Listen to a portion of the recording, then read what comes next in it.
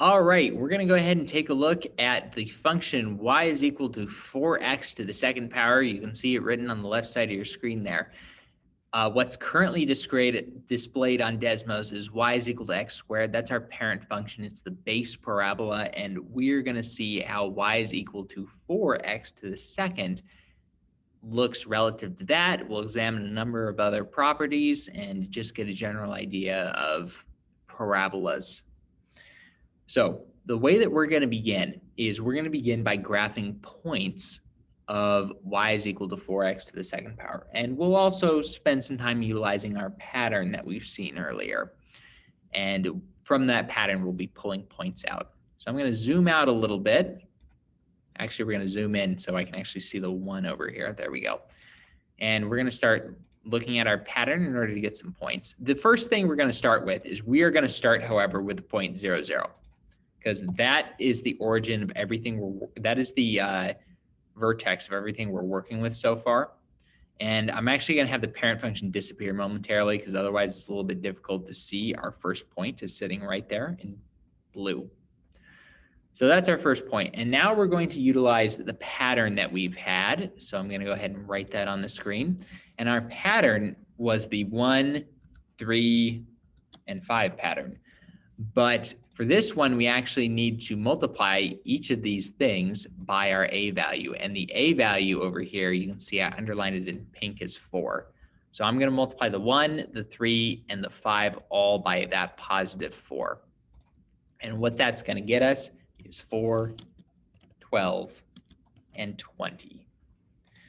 So I'm going to go ahead and draw this on the screen before I enter it in the table over here. So from here, we need to go over 1 and up 4 units. So that'll get me, my second point will end up going right here. So that's at 1, 4. So I'm going to go ahead and put that into the table. 1 and 4. Perfect. And then I'm going to go ahead and erase the pink dot and replace it with the blue dot that you can see now. So that's my first point. Now, unfortunately, the second point at 2 is going to be way off the screen because we got to move up 12 units. So let's go ahead and zoom out a little bit. We're going to be adding 12 to this 4, so we need to get it up to 16, which I'm going to have to zoom in to be able to see 16. There it is. So 2, our x for 2 is right here, so we're going to have to go all the way up to this 16. So let me draw in my pink dot again. At 2, there's the 2, and 16, because it's over 1, up 12. So I'm going to go ahead and put that into my table over here. So we're now at 2 and 16. So that's our second point. And then I'll erase the pink dot I drew and some of the arrows, so we can now see 2 of our points. Now for the last one, we need to add 20 to 16. So we're really going to have to zoom out for this one. These numbers are getting big real fast. 25, okay, 30. So on this one, we don't quite have as easy of a time marking where it's going to be. So we're going to have to guess a little bit. 3 is right here, though. So it's going to be above this. So we're 1 over, and then we're up plus 20 will get us to about 36, which actually looks like it's going to be right here. Hopefully I got that right. But this is the point 336, because this is supposed to be 36. So I'm going to put that in my table too. So now we're going to add in another one. We have 3 and 36. And it looks like I did get the right spot. Great. Now I'm going to go ahead and erase that part of it. And we now have 4 of our points. But just like we saw earlier, we actually get to mirror those points because we also get to go 1 in the other direction and up 4, 1 again in the other direction and up 12, and 1 in the other direction up 20. But that just results in us having points that are going to be right across the axis here that are in the same relative position. So this one goes here, this one is over here, and this one will be right there. And what's so convenient about you doing this in the table is that the points, the only difference is they're now -1, -2, and -3. But the y values are still the same. So we have 4, 16, and 36. And it looks like I did a pretty good job of drawing the pink dots on, which is great. So we have all these points, and now it's finally time to actually connect them together. And unlike when you see me try to connect parabolas together freehand, the computer is going to do a much better job of actually getting them. And I'm going to do that by clicking this over here to make our parabola appear. And as you can see, our pink parabola passes through all, or excuse me, purple parabola passes through all 7 of the blue points, which are shown here. And if we want to get our parent function involved again, we can go ahead and hit that, and you can see quite clearly that the points that would normally correspond to at, say, x is equal to -1 are 4 times higher in the transformed 4x squared function. So essentially speaking, every point here, every y value of the black function has been transformed on the purple function into something 4 times bigger than it.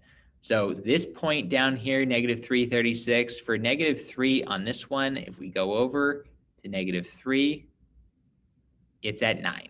So every single y value has just been multiplied by 9. That's the essence of the vertical stretch. So we've talked about the vertical stretch and strength that's going on here. We also need to spend a little bit of time talking about the vertex, because the vertex has a lot of useful information in it.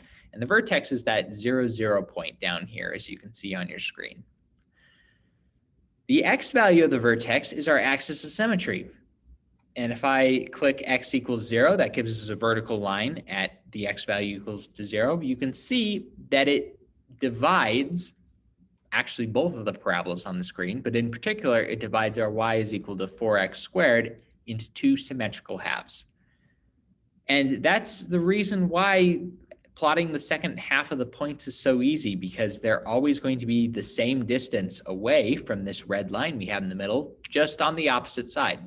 So graphing parabolas, once you get a few points down, and if you know where the vertex is a very, very straightforward job, which is always nice.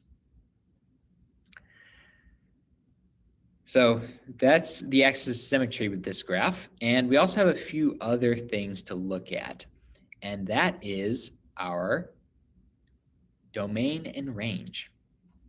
So if we look at our domain on this one, our domain is all the values that the x can take on. And the domain for this is going to be, so if we write down our domain, and this covers our x values, our domain is actually just going to be all real numbers, which we use to represent with this symbol here. Or it'll simply be written out as all real numbers or something to that effect. So the x value can be absolutely anything.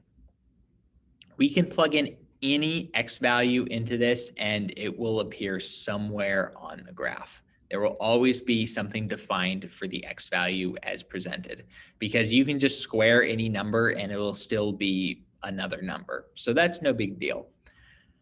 Our range, however, is a little bit more of a discussion.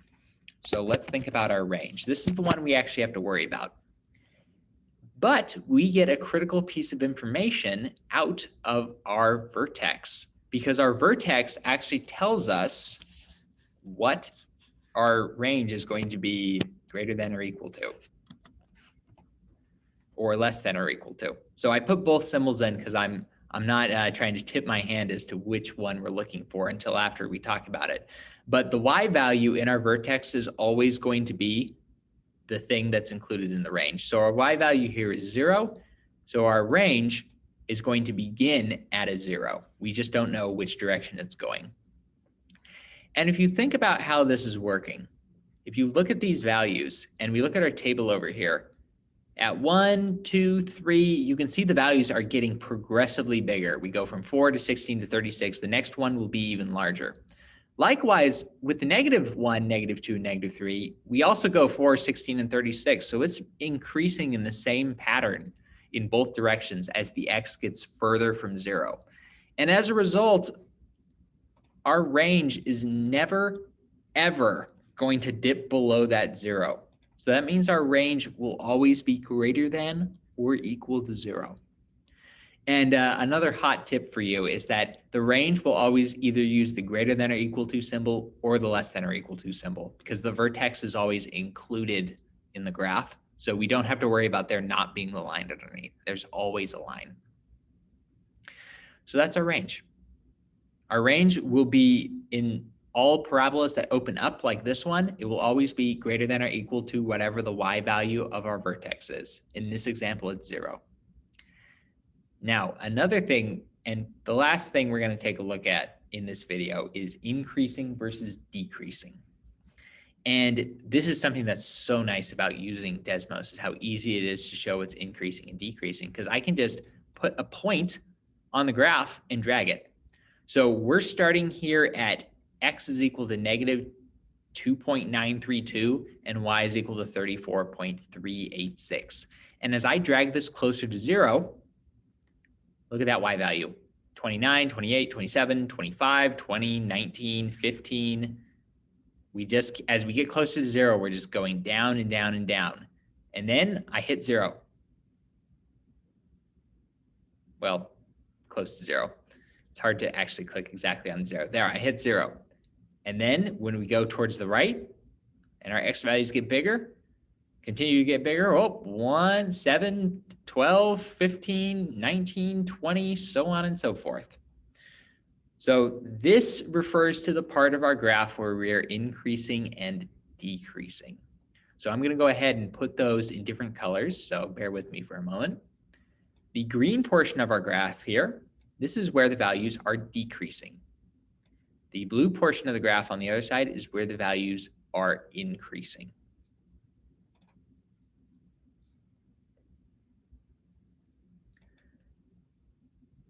And that covers, I think, everything that we have done so far in this chapter. In the next videos, we're going to be looking at shrinking, doing a vertical shrink, and what happens if our a value, that was 4 in this example, is less than 0.